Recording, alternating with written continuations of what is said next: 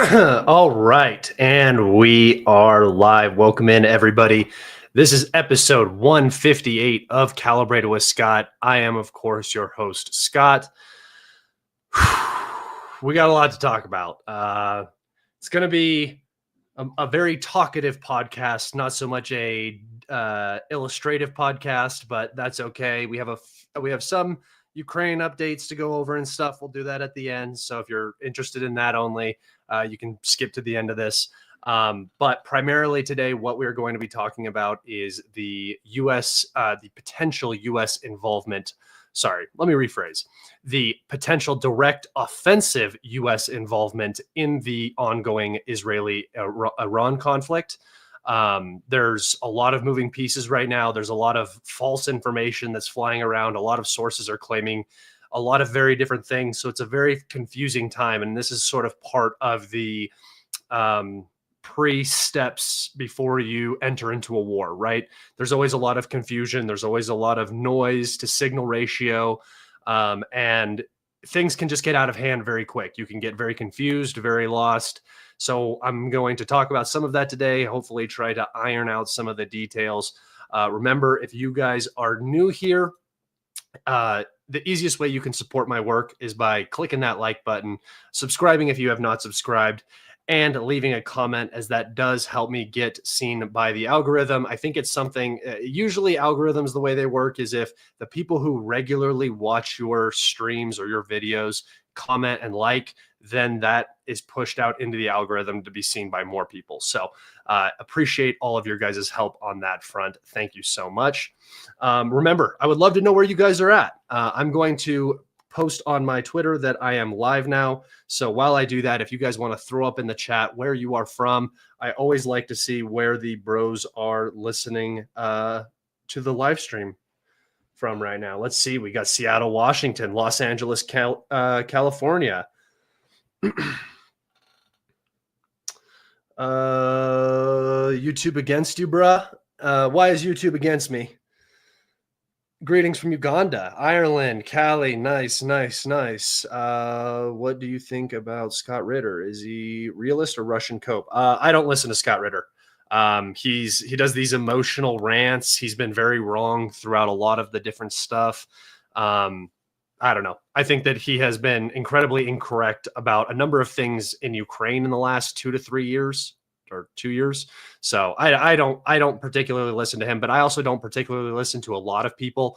I think that when you listen to people a lot, like even Brian, like I don't particularly watch Brian Berletic's videos. Sometimes I will. I'll go and catch them if it's on a particular topic that I'm super interested in. But when it comes to, or when it's on a topic I know nothing about, like if it's something about Thailand or Myanmar or something like that, I'll watch those videos just because I have no idea. Or I have some idea, but not the clearest idea. But when it comes to things like Ukraine and stuff, sometimes I don't like watching his videos or, other people like Weeb or other people like that. Not because they're bad or for any reason. I just don't want their ideas to become my ideas. Sometimes when you watch stuff like that, other people's influence kind of gets in and it can really mess up the sort of the analysis that you have going. In my personal opinion, it's best to just keep other people's opinions out. All right. Mexico, New Jersey, Florida. Sup, Scott? What's up, Blue? People's Republic of California. A lot of Cali boys in here today. South Africa. Hello from the Atlantic Ocean. Glastonbury, England. God's own country, for sure, brother. Greetings, Mr. Get a Job. How are you? Oh, great. Mr. Get a Job. How are you? What do you mean? I do have a job and it's not this. So I don't know what you mean by that. Let's see. All right, guys, let's go ahead and get into it. Huntington Beach. I see you there. All right. Let's go ahead and just jump right into what has happened since our last talk. We have seen continued Israeli strikes inside of Iran. We have seen continued Iranian ballistic missile strikes against targets inside of Israel. The ongoing sort of the tempo of the battle has slowed The number of strikes from both sides has greatly reduced. And this is just due to, the Israelis running into a sort of operational limit with the aircraft that they have, the refueling capabilities they have, and the munitions and air superiority they have over Iran. They are running into limitations. F-35s can really only kind of control the western part of Iran's airspace and use glide munitions and stuff like that to target deeper inside of the country. So the Israeli tempo has slowed. There's also not as many targets available to strike now. When they surprise attacked, almost, there's all of the assets are out in the field, right? They're not expecting to get struck. And the Israelis took advantage of that. Now everything is more protected, deeper in the country, in shelters and stuff like that. So there's a lot less to target. You're seeing the Israelis go back and restrike nuclear facilities and stuff, the surface infrastructure that they've already struck. And we're starting to get to the end of what the Israelis can do. Now, from the Iranian perspective, the Iranians are dealing with some suppression issues on their missile launchers. So Israeli drones and aircraft are still operating over Iranian airspace. And the ability to get missile launchers out of their bunkers, out of their mountain fortresses, wherever they may be, is limited. So these strikes have been smaller, but Israeli air defense has been much weaker. So missile barrages of 5 to 10 are still seeing penetrations on certain targets. But overall, I would say the Iranians are not doing a significant amount of damage to the Israelis. Nothing that's going to prevent them from continuing the war for sure. Nothing that's really establishing deterrence at this point. So we're kind of in this weird sort of stalemate area. And both sides are waiting to see if the U.S. gets directly involved.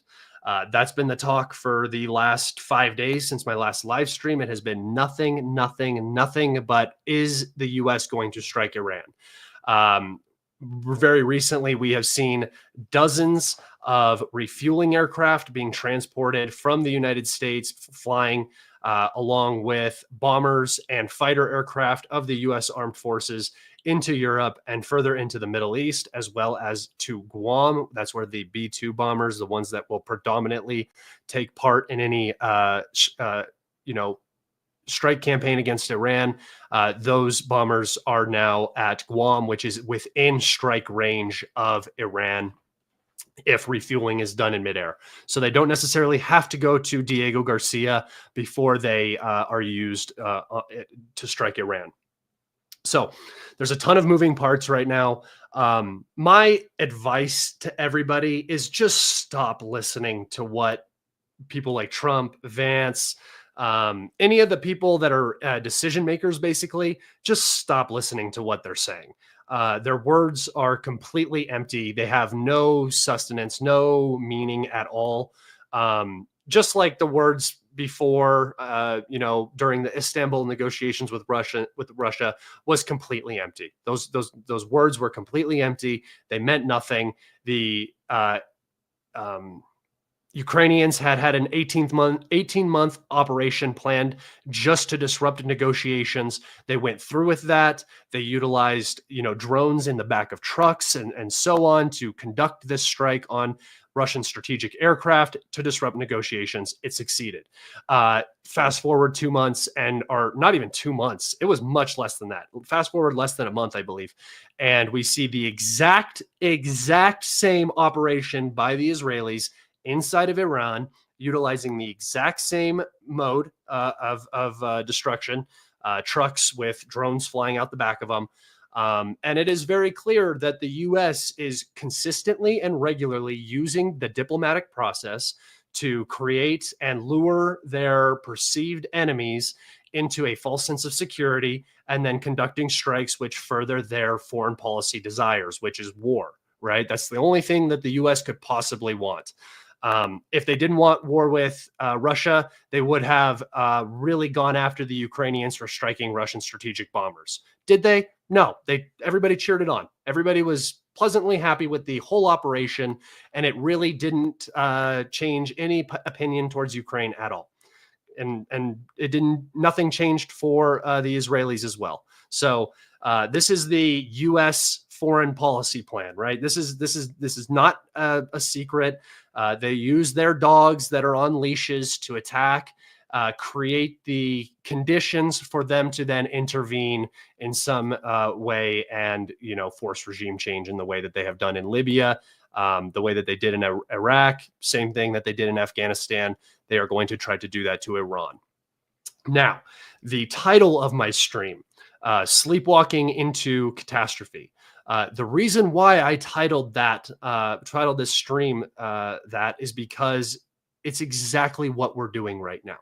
We are, and this is just my opinion. I'm just going to give my opinion on what I see happening and what it looks like.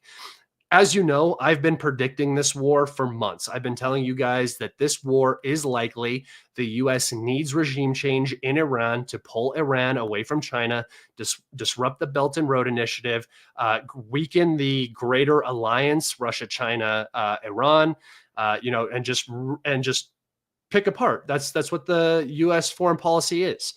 Syria weakened Hezbollah and it weakened Iran. Now Iran is alone, isolated at least, maybe not alone. They still have the Houthis, but isolated for sure. Looking at the Reaper in the face right now as B-2 bombers are heading towards the country. And this is what they wanted to do with Russia. They want to weaken and isolate China. So I hear a lot of people saying that, the Israelis are acting unilaterally, trying to get Trump into a war. That's not what's happening. That is not what's happening. Trump watched the strikes in Iran from the Situation Room as they were going down. He was well aware of what was happening. Trump is fully complicit in this. He is 100% to blame if we go to war. He is going right along with the agenda, right? This is the continuity of agenda that we talked about. I'm pretty sure Trump was bashing Biden for potentially going to war with Iran over Israel. I know he definitely did it for Obama, and now he's doing it. So we can talk about how Trump was supposed to be, change to the system. He was supposed to drain the swamp and get rid of the deep state. But all I see is him kissing Benjamin Netanyahu's asshole right now. And, I don't particularly like that. I'm going to be vocal about that. And that's what we're talking about today. So will the U.S. get involved? Right? That's the big question we're looking at right now. Will the U.S. decide to get involved with Iran? I have said yes the whole time. I think that this has been the plan, but there's a lot of theater going on right now from the different parties pretending as if the U.S. isn't about to do exactly what everybody knows that they're going to do. Israel is currently talking about potentially undertaking a special operations mission into the, I might mispronounce this. I don't have it in front of me, but the Fordow, I can't remember how, I don't know how to say it. I've never actually heard it, but the large nuclear site that's under a mountain, basically the one that the U.S. has to destroy to take out Iran's nuclear program. I lost my train of thought. I'm sorry. What is it? Fordow? Yeah, they're talking about doing a special operations mission, sending in boots on the ground Israelis to disable the entire facility. Don't know necessarily how they're going to do that. Don't really know what the plan is there. And I don't understand how that works if you're saying it out loud. Like, do you not think the Iranians are going to be able to hold that position against a small special operations unit? I don't know. I don't know what they're thinking. But to me, what it looks like is the U.S. is on the precipice of war, but they don't have the casus belli. They don't have the excuse to go forward with it. So my expectation is over the next couple of days, potentially hours, we will see a Israeli escalation, one that cannot be ignored by the Iranians. We will likely see an Iranian response, which will be then used as the casus belli for the United States to strike the Iranian nuclear facilities. And again, this is the catastrophic part, right? If it was just so simple that we could just drop a few bombs, get rid of their nuclear program, not force regime change, right? Maybe, that could be a potentiality.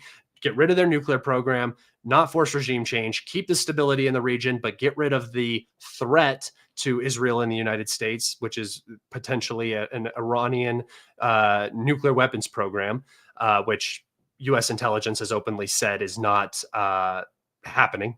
They're a year away at best, and potentially 3 years away from being able to deliver said device on a missile.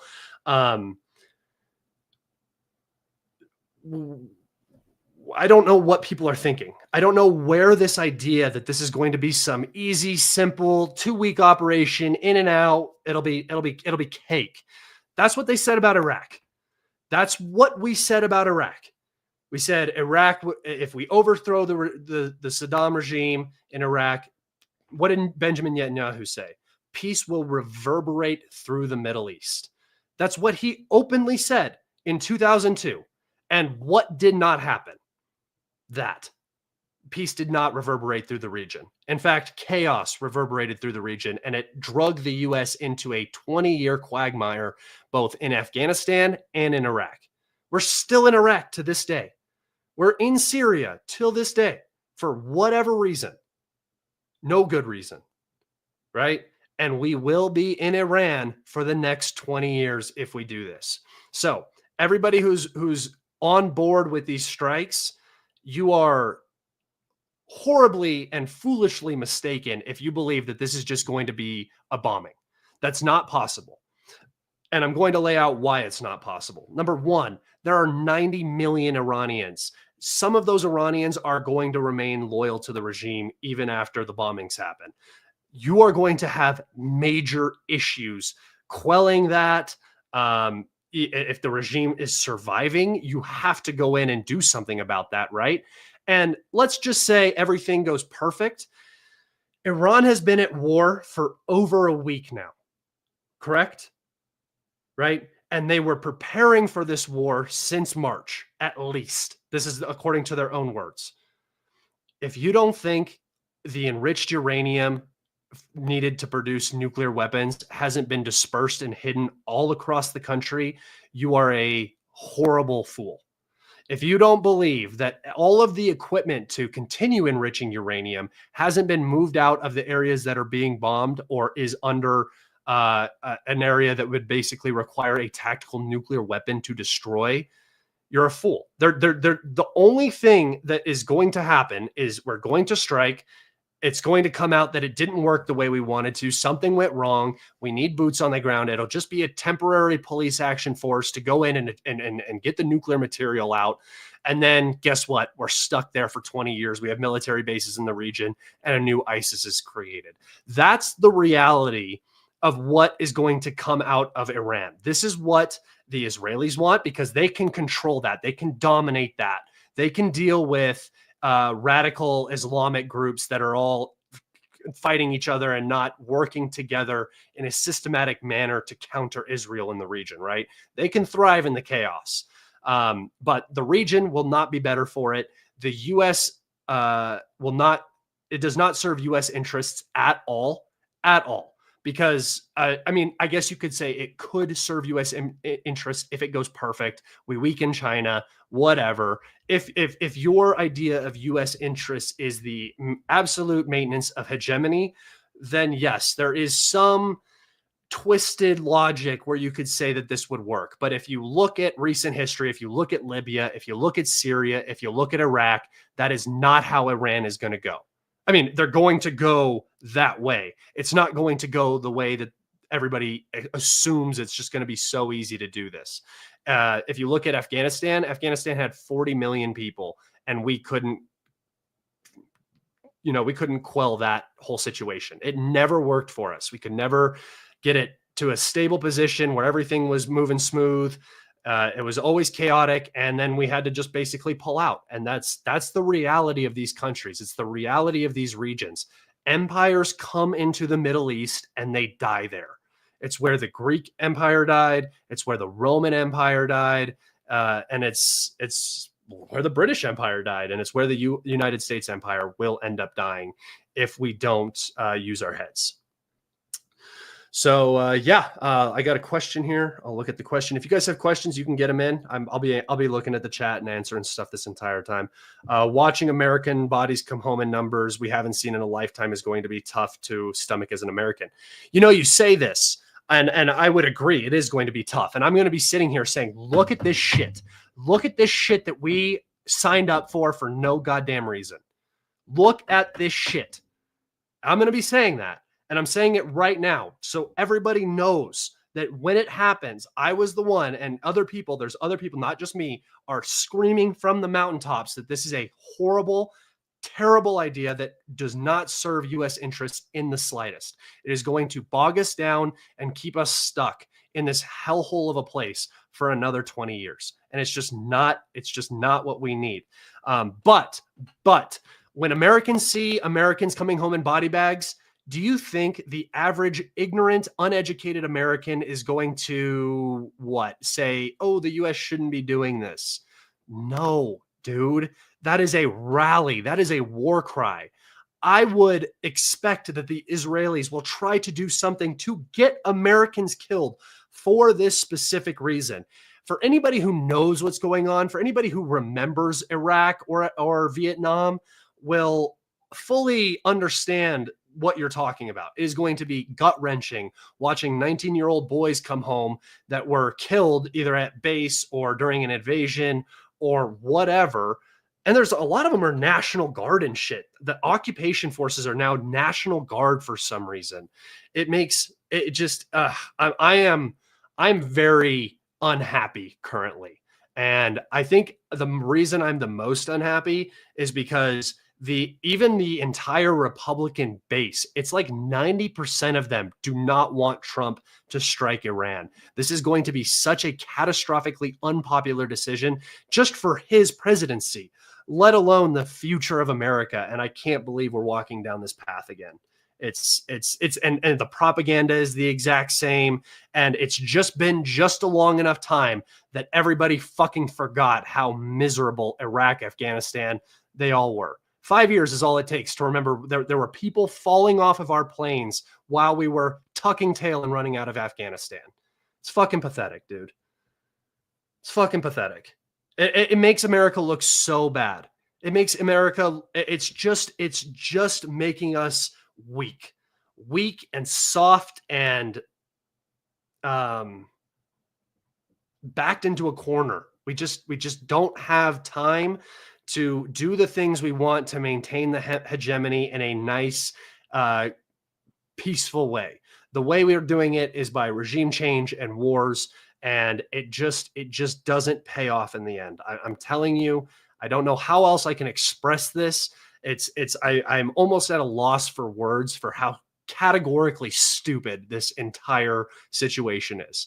It's ridiculous. We are going to war for an Israeli state that before October 7th was on the verge of civil war because Benjamin Netanyahu was trying to change the Constitution. There was protests in the streets the week of October 7th. That there were huge planned protests against Benjamin Netanyahu that week. But luckily, Hamas went on a 6-hour rampage through a country the size of New Jersey, and nobody stopped them. They were surveilled in an open air prison, but yeah. So I'm not super pleased about this whole thing. I think the Israeli state is a sick dog that needs to be just put down. It's horrific.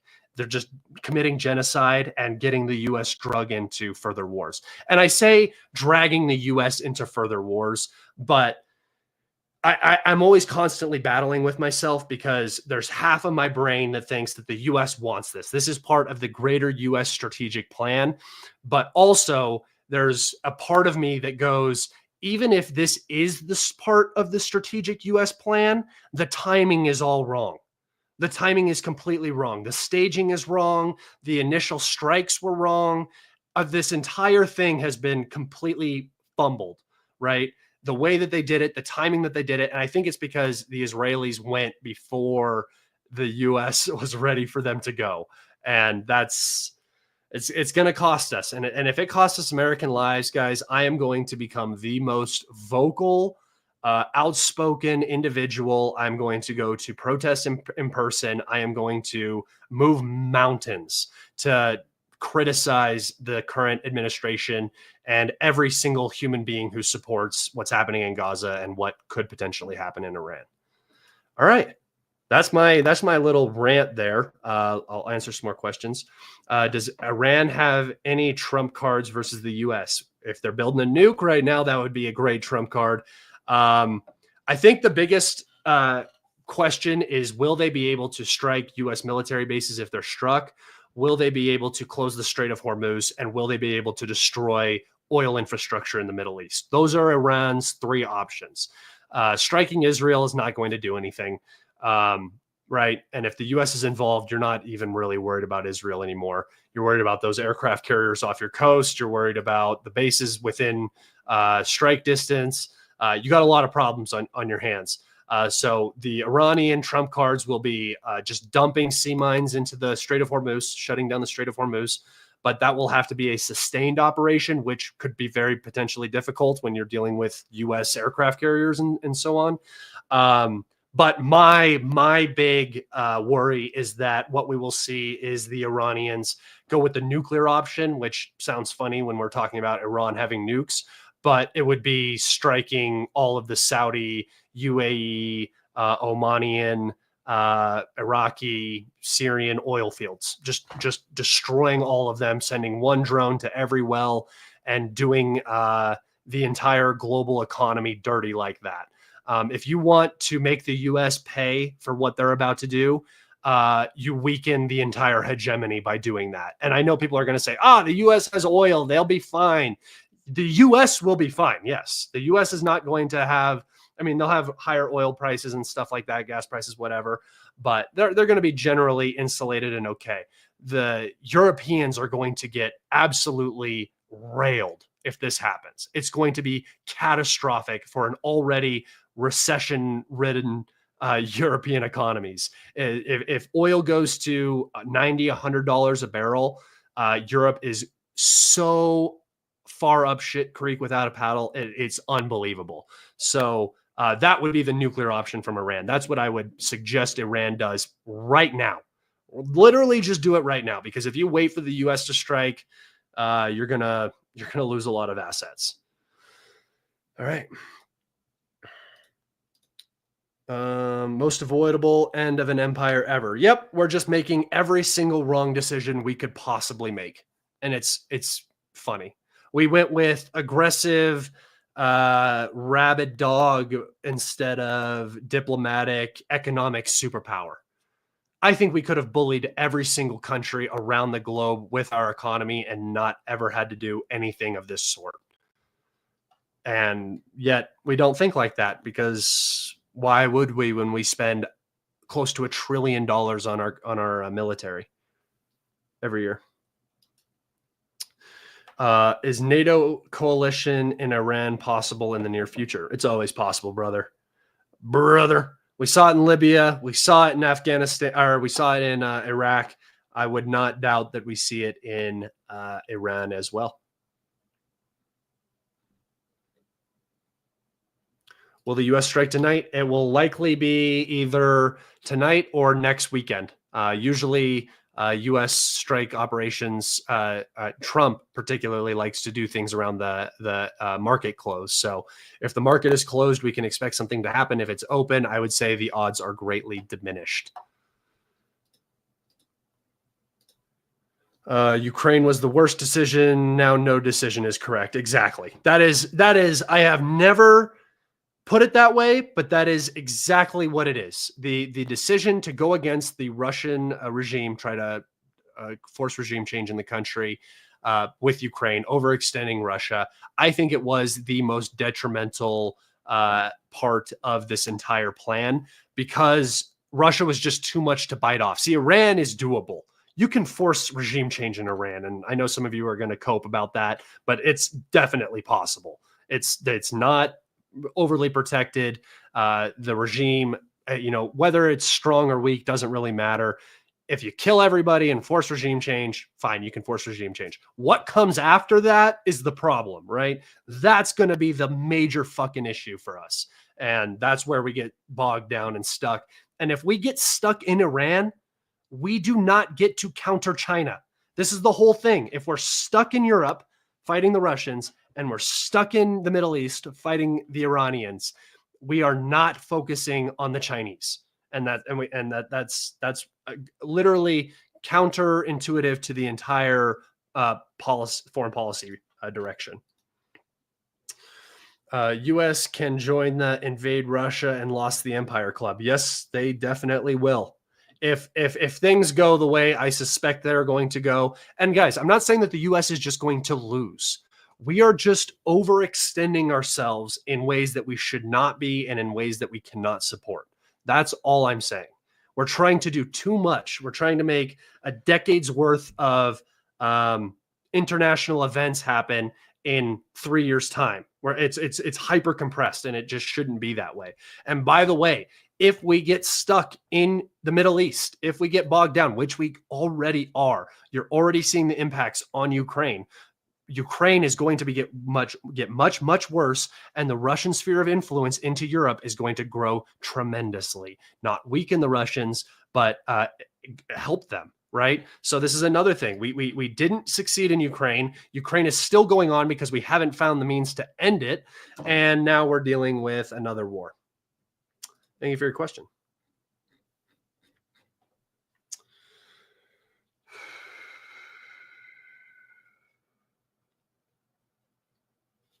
All right, guys. All right. I'm going to head over to our map and we will look at some map updates for Ukraine. All right, we'll start down here in the south. The Russians are moving just across the board again. Nothing overly spectacular, just general movements in the directions that the Russians want to achieve success in. Let me make this a little bit bigger. And let's go over here. So on the Holyai-Polye direction, Russian forces have advanced into the village of Malinivka, and are now in possession of roughly 50% of said village. When the Russians gain access to this road and they're able to move down the road, they will begin to put a lot more pressure on the eastern flank of Holyai-Polye. Remember, Holyai-Polye is one of the crossroad villages, much like Velika Novosilka, where we can see the expansion after the capture of Velika Novosilka. Same thing will happen down here in Holyai-Polye. The Russians will expand out around that and create a nice little pocket here for themselves. And then same goes for Orikhiv. When Orikhiv is captured, the Russians will have a nice little bubble around the city, just like we see around Velika Novosilka here. All right. Here in the village of Shevchenko, Russian forces have captured or have closed this pocket and have captured the southern half of the village, which is divided by a small creek and set of ponds here. This is a big move because this defensive area right here is quite strong. If the Russians can get up into Malivka,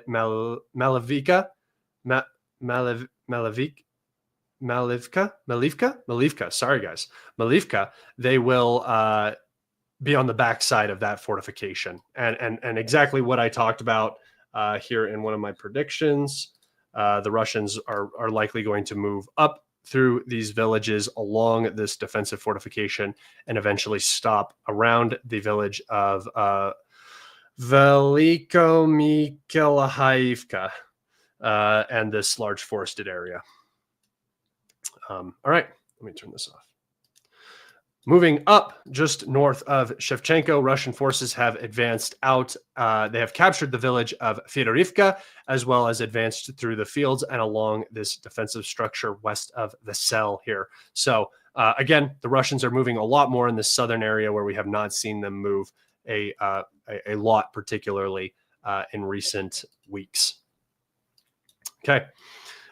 Just north of Komar, Russian forces have entered the village of Pridebova and have captured it. Perebedova. Bro, some of these town names are it's just not fun. and have also captured the village of Zaporizhzhia. Again, in this sort of pocket. And remember, I told you that this area is cut off by this river. So this purple line follows the river here.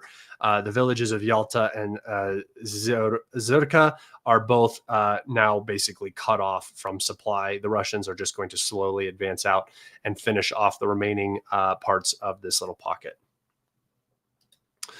All right, moving up to the drum roll, please.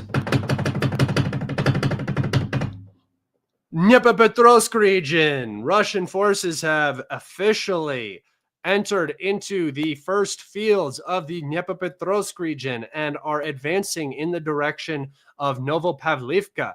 Guys, remember, just like down here where I showed you the purple outline, the yellow outline also follows a low ground creek river system, that goes up here through the north and down here through the south. I made this prediction all the way back at Seladove.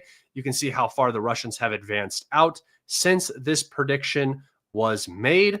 It is coming to an end now here, and the Russians are following it exactly how I thought they would, along the river to the north, along the river to the south, and pushing through the middle here towards the villages of Novopavlivka and Filia.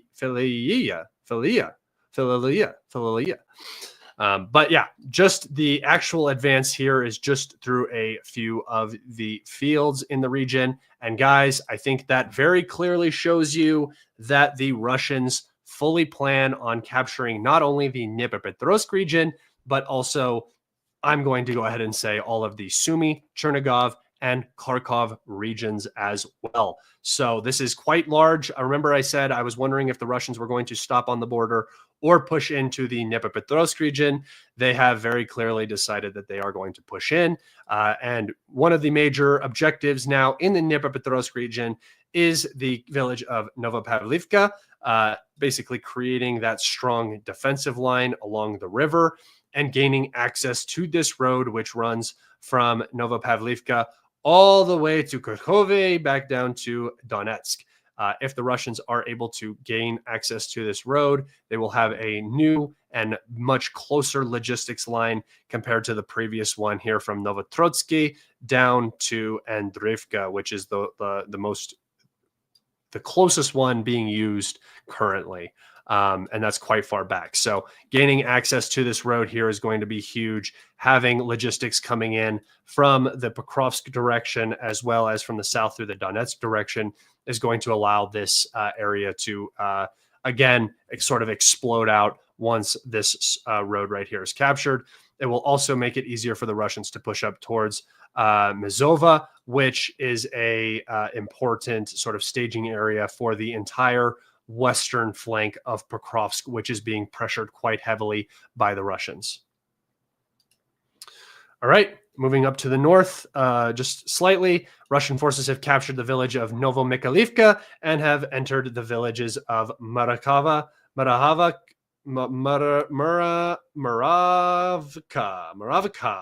I don't even care anymore. Honestly, the names are just not for me. So the ones that I'm good at, I'm going to keep ripping them, like Dnipropetrovsk.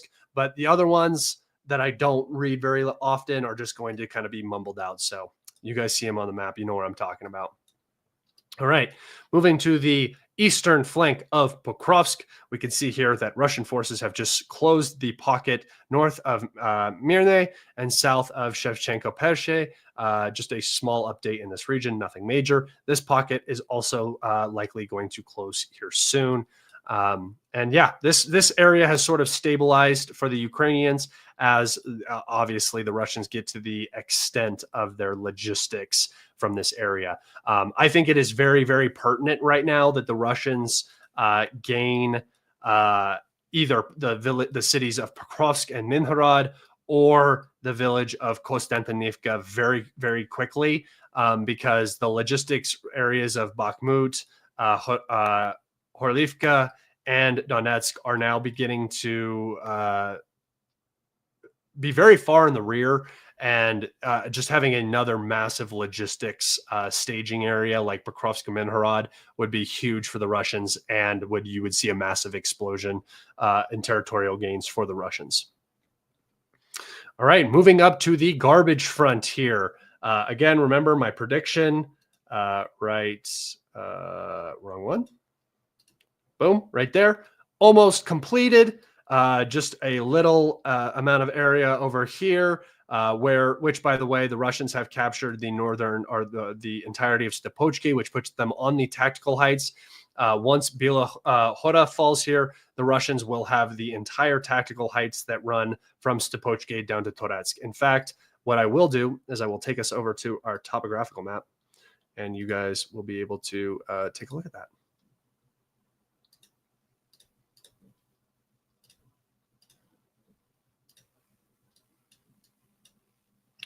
So here's Toretsk. Let's see. You can see Stepochki right here. The Russians are close to capturing all of this territory right here, which is sort of a strategic height that will then look down on Bila Hora here, and it will mean that the Russians control all of the heights from the entire region. Basically, they just need to cross the canal right here and gain full access over this ledge. And then once they have that, they'll just be looking down at Konstantinivka.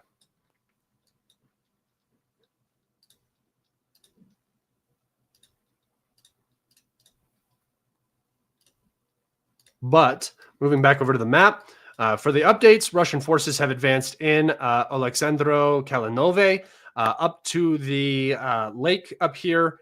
So this means that there is no supply coming in from this direction into this pocket now. That is now cut off entirely. It also means that the village of Yablanivka has been almost fully captured. Everything south of the Bychok River, at least. Whatever is north of it is still under Ukrainian control. Russian forces, again, now Ukrainian forces are feeding this entire pocket through a 1.3 mile gap, which is being watched by Russian FPV drones and keeps this entire area for the Ukrainians supplied. So again, this pocket is now extremely tight. The clock is ticking here. The line should level out along this lake here very soon. And basically that will be the beginning of the Battle of Konstantinivka. As soon as the Russians reach this and have leveled out along this green line, then it stops becoming the battle for the outskirts of Toretsk and starts becoming the battle for the outskirts of Konstantinivka. Moving over here, a slight Russian advance north of Delivka, in between the other Delivka, again, just sort of moving up towards that green line that we talked about. All right. Moving up, we have a small update in the Oskol River region. The area between Krasne Pershe and Fihorlivka has been filled in, which means that the Russians now control territory from the Russian border to Kupiansk.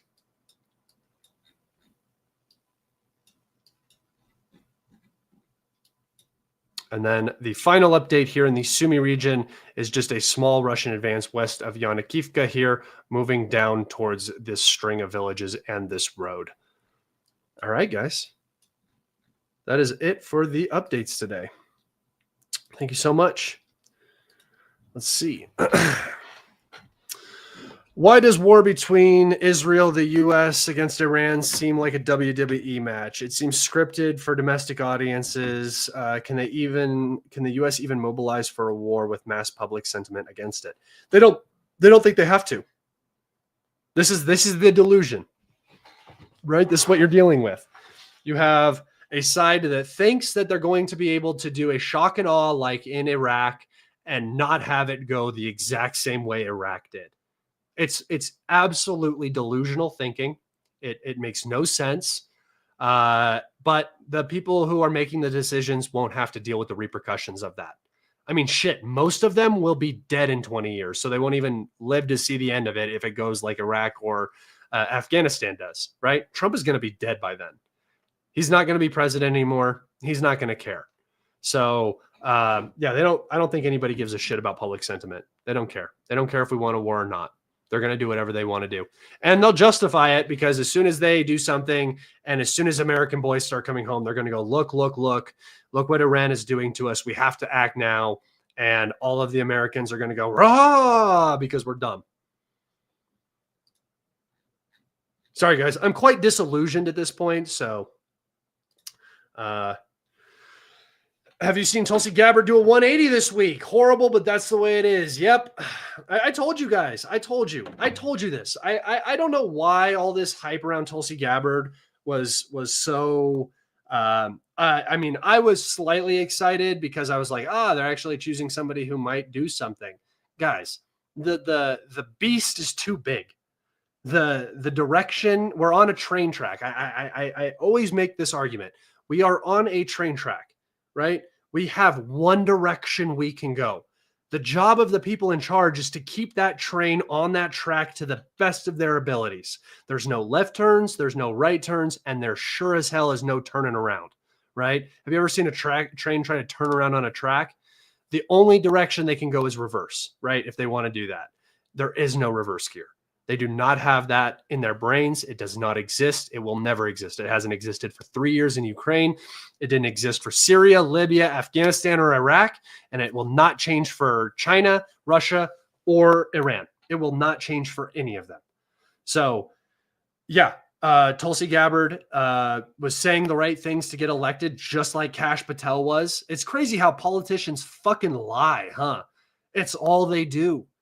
It's why you don't listen to them. Because they say one thing and then they just do a completely opposite thing the next week. Tulsi Gabbard testified 3 times in front of Congress. 3. That Iran was not anywhere near close to a nuke. They weren't pursuing a nuclear weapons program, nor was the enriched uranium that they were currently possessing being used to turn it into nuclear weapons. They were 1 to 3 years away, like they've been saying since 1992. And yeah, she comes out this week after Trump was asked, actually, hold on. I got you guys. I can show you this one. You will be able to see what I'm talking about here. If you want to see how delusional the current administration is towards what is happening in the Middle East, here we go. I got you. No problem. You have that Iran is building a nuclear weapon. Your intelligence community has said they have no evidence that they are at this point. Well, then my intelligence community is wrong. Who in the intelligence community Who? said that? Who said that? National Intelligence, Tulsi Gabbard. Oh, Tulsi Gabbard. She's wrong. She's wrong. Iran is building a nuclear weapon. She's wrong. That's all he says. The person that he put in charge of the head of the director of intelligence, the person who's supposed to tell you what is going on, is telling you what is going on, and she says she's wrong. Bibi's right. Bibi's been right since 1992, since actually 1986 when he started writing about this. Bibi's been right. For 40 years, Iran has been this close to a nuke, and now they're doing it for sure. And what does Tulsi Gabbard say after this? What does she do? Instead of standing up to the president, instead of standing up for what is right and standing up for what she actually probably truly believes in, what does she do? She comes out and changes what she said. So she was lying under oath, I guess, those other times. Comes out and says that they misrepresented her assessment and that Iran is close to a nuke, blah, blah, blah, blah, blah, which is just a lie. It's just a blatant lie. They're just lying to you. They're lying to you to get you into a war. If you're American, if you're European as well, you're going to be part of this. Your life is going to be much, much worse off if you're European than my life as an American because of this war. It's pathetic. But yeah, Tulsi Gabbard, fucking just like the rest of them. Kash Patel. Wasn't Kash Patel the one saying that the entire Epstein list needs to come out? That all of the people that are on there, whether they had sex with underage women or not on those island, on the plane or on the island, that they need to be at least investigated and persecuted in some sort of way. And then he comes out on Joe Rogan and says, we are not going to churn all this up and risk hurting the women who were the victims of this. Hey, yo, they were already hurt, my guy. They were raped on an island when they were underage. How about you just tell everybody that the Israelis are the one running the honeypot operation and that every American elite was a part of it, including the president? Because she would get killed. That's why. That's why she doesn't say that. And that's why she turned and said exactly what she said and went along with the continuity of agenda. And all of the MAGA fucktards who are out there still defending this shit, you are the most retarded human beings on the planet. You watched Kash Patel, Tulsi Gabbard, Trump, all of them. They have all flipped 180%. Marco Rubio and Ted Cruz are leading the charge here. You're just as dumb as everybody else if you're more dumb, honestly, if you are still supporting this administration. It's a fucking joke. You are 100% lied to about everything. He lied about the tariffs. He lied about the Houthis. He lied about Gaza. He lied about Iran. He's a liar. It's horrible. I don't know how anybody is still listening to this shit. Even with Iraq, it was after 9/11 and had support. This one does exactly.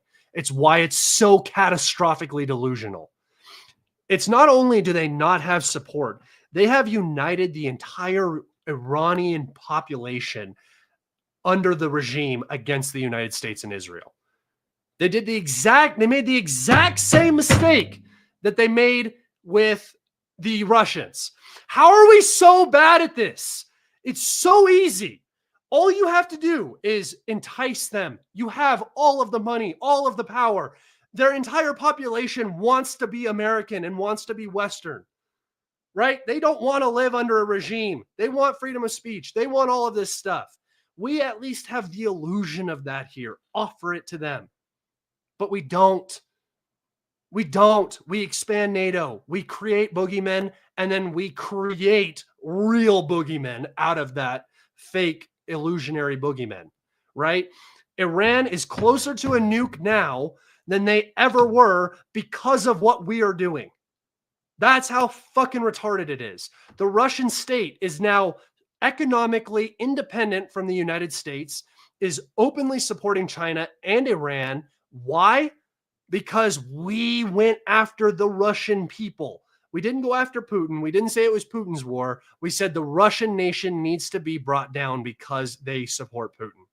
The Iranian nation needs to be brought down because they support the regime.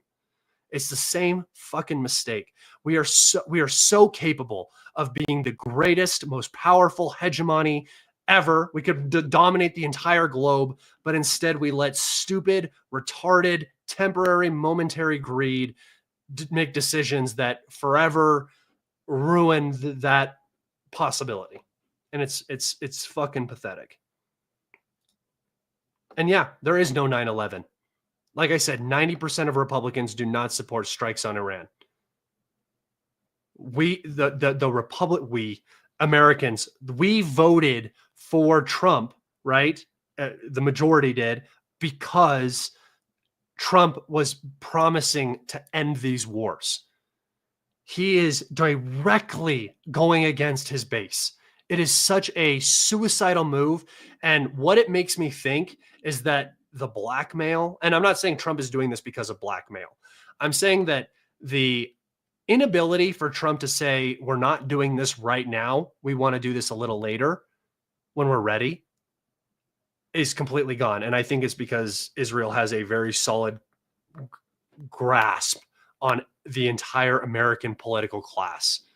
I think it has to do with the Epstein thing, and I think it has to do with AIPAC. I think some are voluntarily going along with it because of the money they get, like Ted Cruz. Some are ideologically going along with it, like Lindsey Graham and Ted Cruz, because that's what they've been told since they were little kids, is that Israel, for some reason, the modern state of Israel is what God was talking about in Genesis. And yeah, we just don't have a 9/11. We don't have anything to say, hey, look, this is why we're going in, which is why I am unbelievably concerned that the Israelis are going to pull a USS Liberty or something like that and try to get us, get the American population rah-rah about war, not so much the government. They're already there. Do you think they'll be able to draft like for Vietnam or Vietnam, Vietnam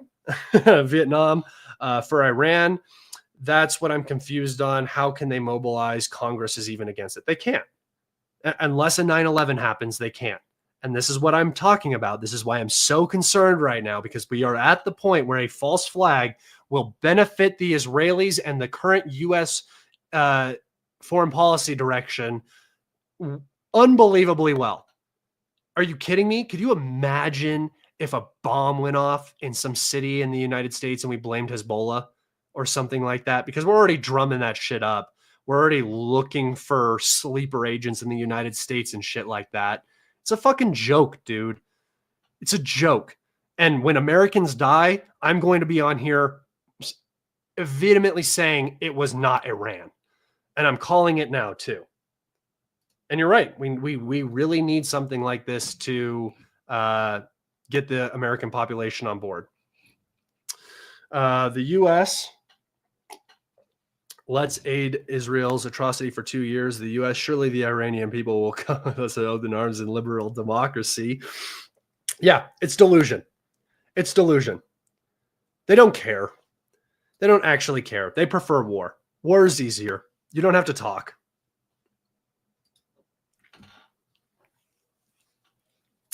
How can Musk tell the world that Trump is on the Epstein list? Is he a higher elite than Trump? Elon exited at the perfect time. Well, first off, I have huge suspicions about that entire breakup. Very public and very good for both sides. I think everybody was getting very tired of Elon being in the Trump administration, including Trump himself. I don't think it was working the way that they had hoped. I think that Elon was very upset because I think that he actually thought he was going to be able to help the deficit. And it was hurting his business incredibly. So having a very public breakup supported both sides tremendously. No side really lost in that thing. And that makes me incredibly suspicious. And yeah, he said the thing about Trump on Epstein's list, and I'm sure Trump is on Epstein's list. There's pictures of Trump with Epstein. So, I mean, fuck. What are we talking about here?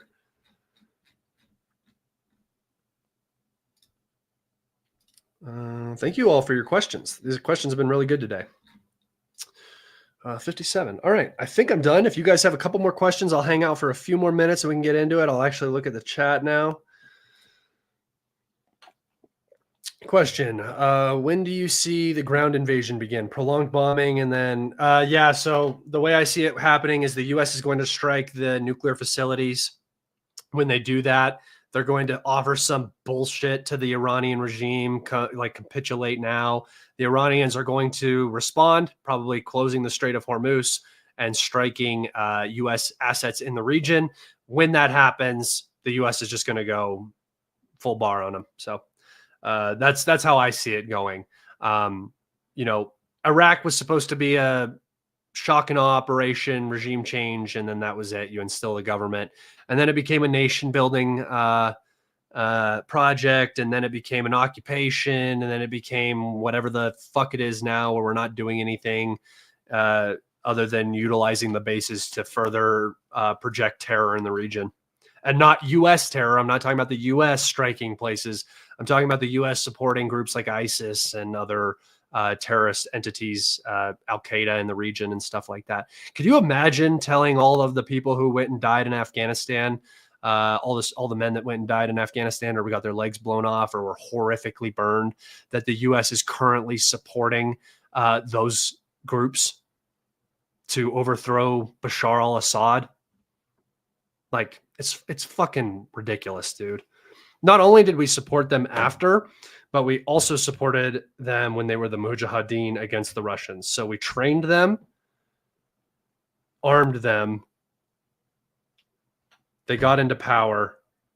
We went in and overthrew them, wasted 20 years fighting them, were forced out of Afghanistan. I'm just talking about Afghanistan right now.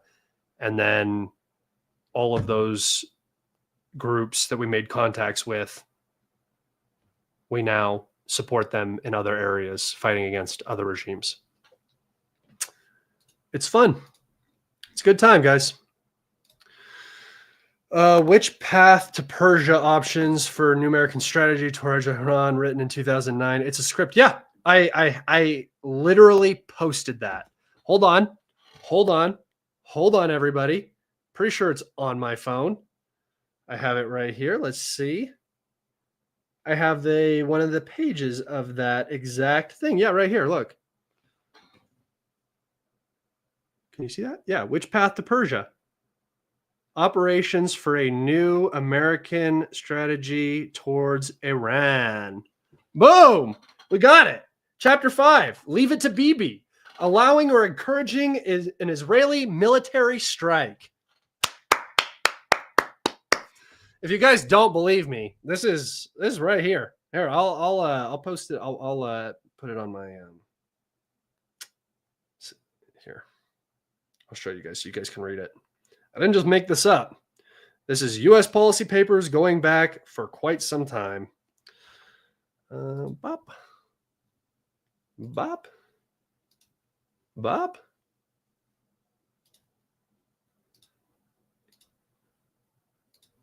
Hold on.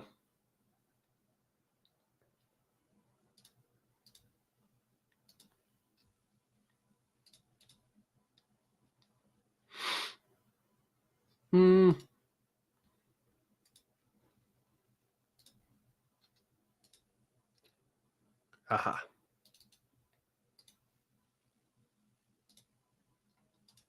There it is.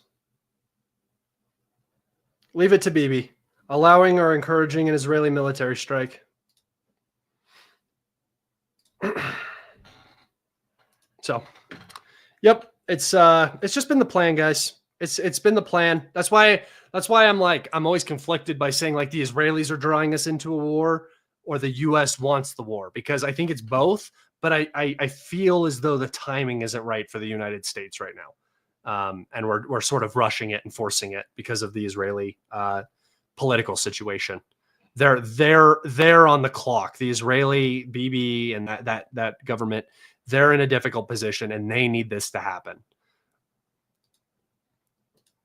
What are the odds that nothing happens? Nothing ever happens. Come on, guy. If you were to give a percentage, the Fed says it's waiting on Trump's decision to choose interest rates. Seems like economic pressure against the war. No, they're smart. They're just being smart. I think the real pressure comes from the risk of oil prices increasing. I think Europe doesn't want this war. They've been pretty vocal about not wanting it. Not all parts of Europe, but some parts. And I think that there's just a lot of hesitation. Like I said, the timing is not right. The U.S. is still stuck in Ukraine, still dealing with Ukraine. That's not going to end anytime soon. They're now being forced to move assets into the region to protect Israel and to strike Iran.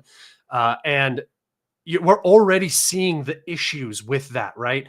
Every single U.S. air defense asset, including naval assets, are protecting Israel, and we're still seeing them getting that air defense getting penetrated by 5 to 10 missiles at a time. So this is a real issue. And if you think about U.S. bases and oil infrastructure in the Middle East, it's a much shorter warning time, much shorter flight distance, and much less protected than Israel is right now. So yeah, it's going to be a difficult ask, to say the least. All right, guys, that's where I'm going to wrap it up. Thank you so much for watching. This has been episode 158 of Calibrated Live with Scott. I am, of course, your host, Scott. If you guys don't mind finishing the show by clicking that like button, leaving a comment, and if you are not subscribed, please subscribe. You guys heard me bang my desk and yell at this camera into this mic for an hour. I am going to be extremely vocal in this. If I get killed, I'm going to go ahead and say it right now, everybody. I will not commit suicide. I will never commit suicide. I don't believe in an afterlife. I don't think there's anything after this. No matter how bad my life gets right here, this is what I have, and I will just work forever to make it better. That's my entire mentality and mindset. So I'm not going to kill myself. If I start getting popular for being an anti-war, anti-Israeli voice, I promise you I'll never kill myself. So just take that to the bank. One more question here. Do you think Congress, other actors will use the anti-war sentiment for personal gain and attack the Trump administration? Classic elite power dynamics. I think they should. I think that would be a very smart political move domestically. Here's the problem. Everybody is really on board with the whole supporting Israel thing. Wonder why. Wonder why. Blackmail or money. So both sides of the aisle are pretty much in lockstep about this. Every American elite is like, yeah, let's fucking bomb Iran because they don't have to go fight. They don't have to deal with the consequences, and their portfolios get fat as fuck off of wars. Military industrial complex, oil, and even pharma and everything related. War is big business, guys. So everybody is looking at contracts and making money, except the people who actually have to go fight the war and the people who have to suffer the economic consequences of those wars not going the way that we want. I think that it would be a good idea for them to attack him on that. Do I think they're going to? Probably not. Unless it starts going really tragically bad, and then, yeah, people are going to jump ship and save themselves. If you do start to see that, guys, I don't know how I can explain this because there's like so much going on in my head right now, but the idea of the US going through with this and then it not working out to the point where people start turning on the active president, that is going to be so catastrophic for US hegemony and our geostrategic position. It's going to be the absolute worst sign. Yeah, I don't know. I'm just so thoroughly upset at this point. Yeah, it's becoming personal for me at this point. Not personal in that, like, I'm taking it in a personal way. Personal in that I am now becoming very vocal, and I will continue to become more vocal against this as it continues. I'll get louder. I will go to in-person protests and stuff like that. That's what I'm talking about. Not saying that those help anything, but that's sort of the level I'm at. And I've never been an activism kind of guy or anything like that. Scott bringing in cash by trolling us. I'm not trolling you. What do you mean trolling? I wish, bro. You know what's gonna be funny is one day when I just flip and I start talking about how maybe this is kind of Iran's fault. Maybe Israel isn't really the bad guys and they're better for the region. That's when you know they got to me.